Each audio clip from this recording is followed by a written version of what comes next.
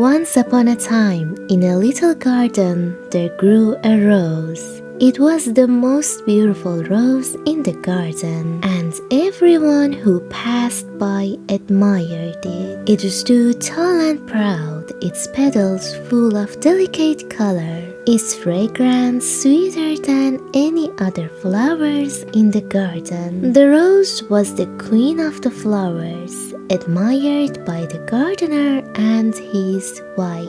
But as the rose stood in full bloom, a tiny elf was born inside of its petals. He was so small that no one could see him at first. He lived in the heart of the flower, surrounded by the soft, delicate petals. His hair was like fine threads of gold, and his clothes were woven from the soft silk of the flower itself. His name was the Rose Elf, and he was the happiest and most contented of all beings, for he lived in the very center of beauty. Each morning he would wake to the sweet scent of the rose, and every evening he would fall asleep to the gentle rustling of the petals. He had no need for food or drink, for the fragrance of the flower was all he required. He had no cares or worries in the world. He was the spirit of the rose,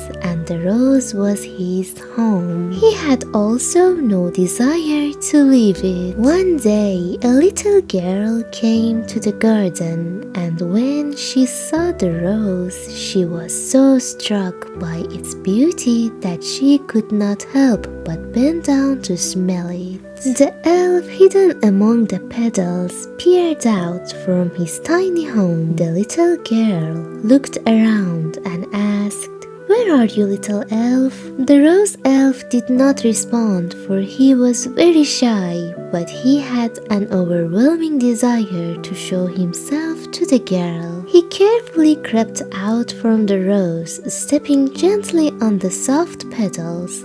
When the girl finally saw him, she was overjoyed. "Oh, what a lovely elf you are!" she exclaimed.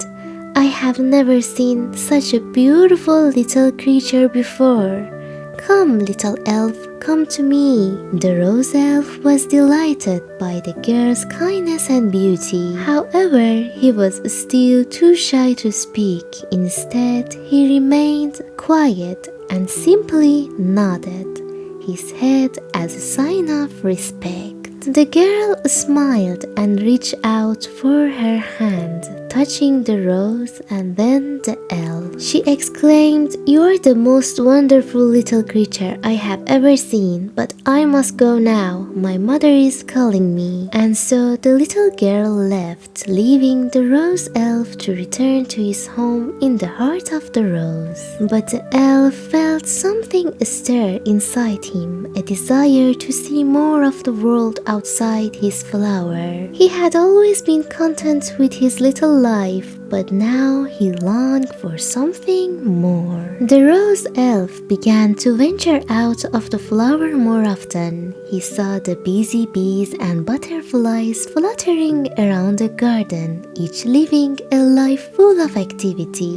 He was fascinated by the other flowers, the birds, and the people who visited the garden. But still, the rose elf was drawn back to his rose, which stood in the center of the garden, quietly awaiting his return. One day, a storm blew through the garden, shaking the trees and rattling the flowers. The rose elf, clinging tightly to the rose, felt a sharp pain as the wind bent the flower. The petals were torn, and the once pristine rose began to fade. The rose elf watched helplessly as the rain washed away the vibrant colors of his home. Feeling sorrowful and lost, he looked around and noticed a new flower growing nearby. It was a little daisy. It had a simple, pure beauty, unlike the ornate rose, but it was just as lovely in its own way. The rose elf thought to himself, I will move to this daisy and live in its heart. He climbed down from the rose and walked to the daisy, hoping it would offer him the same comfort. But when he reached the daisy, he found it was not the same. Though the daisy was beautiful, it did not hold the same warmth and fragrance as the rose. The elf felt a pang of sadness in his heart. Perhaps I have made a mistake, he thought.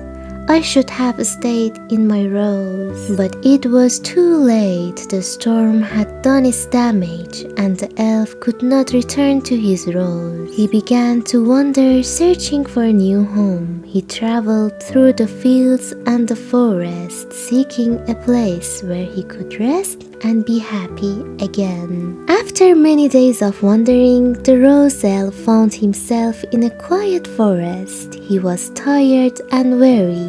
His once golden hair now tarnished and dull from the hardships he had faced. He no longer felt the joy he once had as the spirit of the rose. He had tasted the world beyond, but it had brought him only sorrow. The simple beauty of the daisy had not filled the emptiness inside him. The elf had grown disillusioned. One evening, as the sun was setting, he came upon a small, abandoned house at the edge of the forest. Inside, a little girl lay in bed, sick and frail. She had been ill for many days and could no longer enjoy the beauty of the outside world. The rose elf felt a deep sympathy for the little girl, for she reminded him of the girl who had first seen him in the garden. He approached her bedside and whispered softly,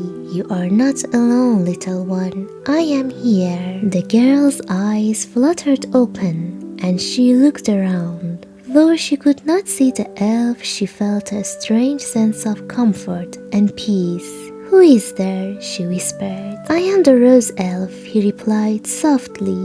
"I have come to give you peace." And so the rose elf stayed with the little girl. Each day he whispered comforting words to her, and his presence seemed to ease her pain. The little girl's health slowly improved, and the elf, for the first time in a long while, felt a sense of fulfillment. But the rose elf knew that his time had come.